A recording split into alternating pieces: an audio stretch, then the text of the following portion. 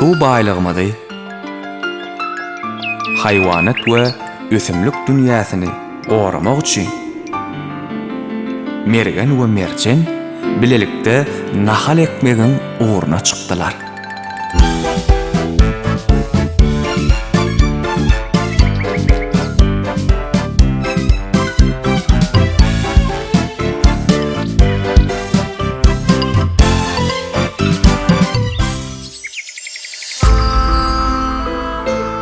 Eken nahalyňyza ziyan ýetip biler. Çekilen zähmetiň soňuna dürli päsgelçiliklere de hem gawat gelmek bolýar. Şeýle ýagdaýda birek gollan, dikeltmäge çalyşyň.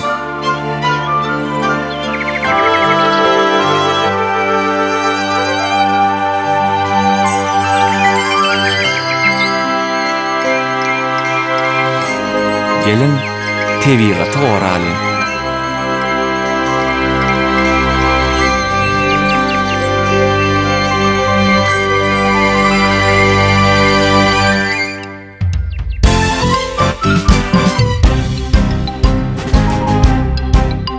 Çağalar suw damjasyny aýap sakladyň, ýersiz ýere dökmäliň.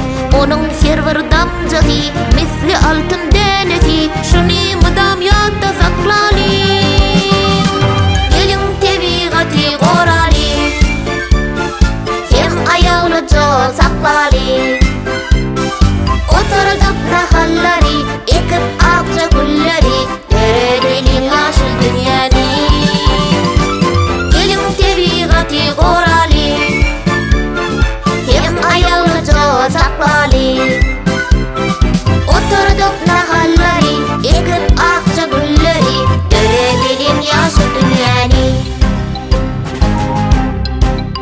Çağalar tebigaty zibilizin maly, oňgöwnüne tegmäliň. Arasalyk, tämirlik, edeplilik, kämillik,